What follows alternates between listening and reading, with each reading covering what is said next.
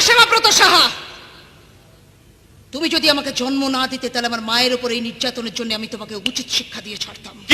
কি করতিস তুই? তাহলে শুনে নিও Karat police officer mister Sebabrata Saha, তুমি যদি আমার বাবা না হতে তাহলে আমার পা থেকে জুতোটা খুলে মেরে তোমার সবকটা দাঁত আমি তোমার হাতে ধরিয়ে দিতাম। তাই নাকি? হ্যাঁ, তাই। কারণ আমি আমার মায়ের গর্ভে জন্মেছি, আপনার না। আমার কাছে আগে আমার মা, তারপর আপনারা। কি বলি তুই? You don't ask me any question. I'm not at all interested to give you the answer. আমি তোমার কোন রকম প্রশ্নের উত্তর দিতে রাজি নই, কারণ আমি মানুষ ছাড়া অমানুষের সঙ্গে কথা বলি না, বুঝেছ?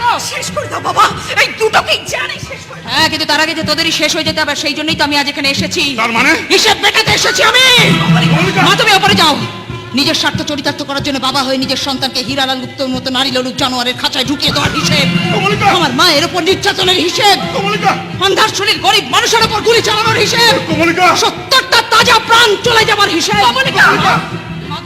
কি বলছো মা? ওরা মানুষ না, ওরা মানুষের চামড়া গায়ে, মানুষের সব থেকে বড় শত্রু।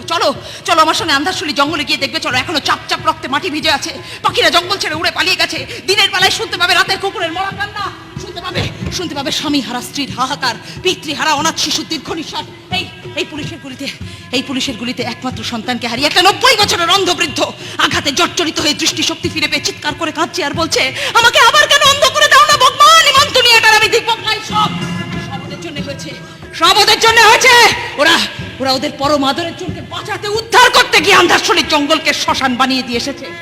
শ্মশান করে রেখে এসেছিস না? শ্মশান বানিয়ে এসেছিস তো আন্ধারশুলিকে। চল, সেই শ্মশানে তোদের জন্য চিতা সাজিয়ে রেখে এসেছি। সেই চিতায় প্রথম জ্বলবে ওরা, আমার বাবা আর আমার বড় ভাই। বাইরে গেলে এক্ষুনি গুলি চালিয়ে দেবো। শোন কমলিকা, মাথা ঠান্ডা কর। দেখ যা হওয়া যখন হয়ে গেছে তখন। তাছাড়া মায়ের সামনে বাবাকে মেরে ফেললে মা কষ্ট পাবে না? না, আমি কোনো কষ্ট পাবো না। তুমি না হয় কষ্ট পেলে না, কিন্তু আমি তো পাবো। ওই কমলিকা আমার ছোট বোন। কিসের ছোট বোন? কিসের ছোট বোন? আরে তুই যদি আমাকে তোর নিজের ছোট বোন বলে মনে করতিস তাহলে সেই ছোট বোনের সঙ্গে যার বিয়ের সম্বন্ধ দেখা চলছিল সেই পাত্রের সঙ্গে কোনোদিনও নিজেকে অবৈধ সম্পর্কে জড়িয়ে ফেলতে পারতিস না। আরে তুই কি রে? হ্যাঁ, কি বলতো কি? আরে তোকে দেখে তোমার নিজেকে সনাতন ভারতীয় নারী ভাবতেই লজ্জা হয়। না, অতই যদি কামনার আগুনে জ্বলে পুড়ে মরছিলিস তাহলে সব লজ্জা বিসর্জন দিয়ে উলঙ্গ হয়ে রাস্তায় বেরিয়ে যেতিস। তোর কামনার আগুন নেভাতে মানুষ না হোক, পথে 2-4টে জানোয়ার নিশ্চয়ই পেয়ে যেতিস। No, I'm not going too far, Mr. Sebabrata Saha. You just keep your bloody mouth shut, otherwise I will just kill you. মাথা গরম করাবে না, জানে মেরে দেবো তোমাকে আমি একেবারে। একদম মাথা গরম করাবে না, মাথাটা এখনো ঠান্ডা রেখেছি। তাই ঠান্ডা মাথায় আজ আমি তোমাদের বিচার করতে এসেছি। কি করছিস তুই? কেন বুঝতে পারছো না? কি করবো? খুন করবো, খুন। খুনের বদলে খুন, রক্তের বদলে রক্ত। আমি সুস্থ মস্তিষ্কে সজ্ঞানে কোনো রকম প্ররোচনা ছাড়াই আমার জন্মদাতা বাবা আর মায়ের পেটের রক্তের সম্পর্কের বড় বোনকে হত্যা করবো। হত্যা!